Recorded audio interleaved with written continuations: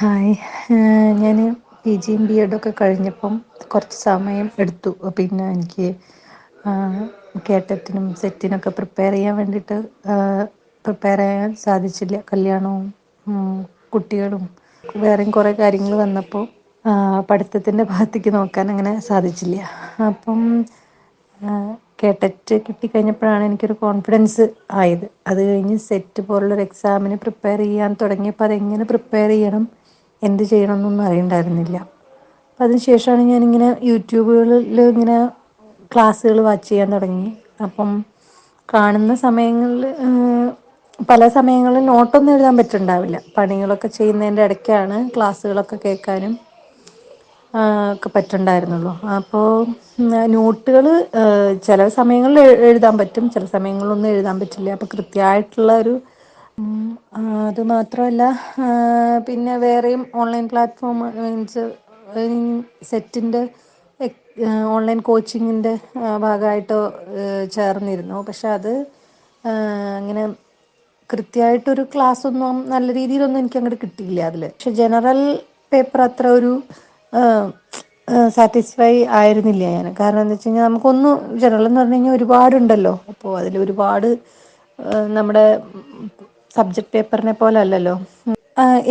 അതെല്ലാം കൂടി കാണുമ്പോൾ നമുക്കൊരു ഒരു ഒരു ഭയങ്കര ഒരു ടെൻഷനായിരുന്നു. എങ്ങനെയാണ് എന്താ ചെയ്യാൻ. അപ്പോഴാണ് ഞാനിങ്ങനെ ഹൈഎയിംസിൻ്റെ യൂട്യൂബിൻ്റെ വീഡിയോ കാണാൻ തുടങ്ങിയത്. അപ്പോൾ അതിലിങ്ങനെ അവർ പ്രിസൈസ് കുറച്ചേ ഇത് കൊടുക്കുകയുള്ളൂ.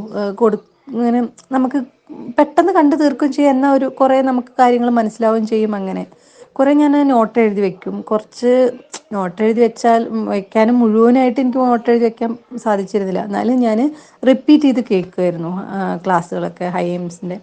അപ്പോൾ മാം എടുക്കുന്ന ക്ലാസ്സുകളും എല്ലാം നല്ല ക്ലാസ്സുകളായിരുന്നു. അപ്പം അങ്ങനെ വാച്ച് ചെയ്യുന്ന സമയത്താണ് ഇങ്ങനെ കണ്ടത്, ഇങ്ങനെ സെറ്റിൻ്റെ ഇങ്ങനെ 1 hour ഒരു ഇങ്ങനെ ലൈവ് സെക്ഷൻ സ്റ്റാർട്ട് ചെയ്യുന്നുണ്ട് എന്നൊക്കെ കണ്ടു കഴിഞ്ഞപ്പോൾ കൺഫ്യൂഷൻ ഉണ്ടായിരുന്നു. എങ്ങനെയാവും, എന്താവും, ജോയിൻ ചെയ്യണോ ചെയ്യണ്ടേ, ചെയ്ത് കഴിഞ്ഞ് കഴിഞ്ഞാൽ എന്തെങ്കിലും നമുക്ക് ബെനിഫിറ്റ് ഉണ്ടാവുമോ എന്നൊക്കെ നമുക്ക് സംശയം. നമുക്ക് സ്റ്റാർട്ടിങ്ങിൽ ഉണ്ടാവുമല്ലോ സംശയങ്ങൾ, ആരായാലും ഉണ്ടാവും.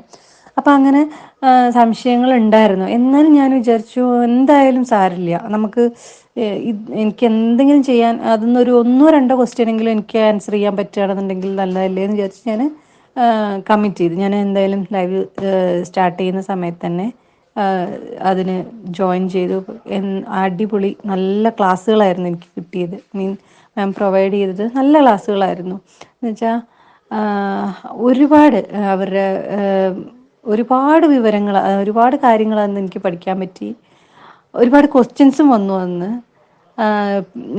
ലൈവ് കഴിഞ്ഞ് കഴിഞ്ഞാൽ എന്താ പറയുക, ലൈവ് PDF തരും. അപ്പോൾ PDF വെച്ച് നമുക്ക് വീണ്ടും റിവൈസ് ചെയ്യാം. അപ്പം ഞാൻ മാം പറഞ്ഞ പോലെ തന്നെ നമ്മൾ ചില ഇത് എന്താ പറയുക റിപ്പീറ്റ് ചെയ്തിട്ട് വീണ്ടും റിവൈസ് ചെയ്യണം, പിന്നെ പോകുന്നതിന് മുന്നേ നോക്കണം എന്നൊക്കെ പറയുന്ന കാര്യങ്ങളൊക്കെ എനിക്ക് വീണ്ടും വീണ്ടും നോക്കാൻ പറ്റി.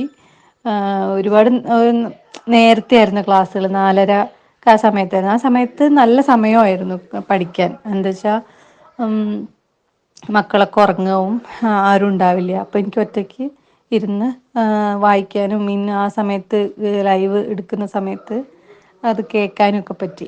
അപ്പോൾ അത് എനിക്ക് ഭയങ്കര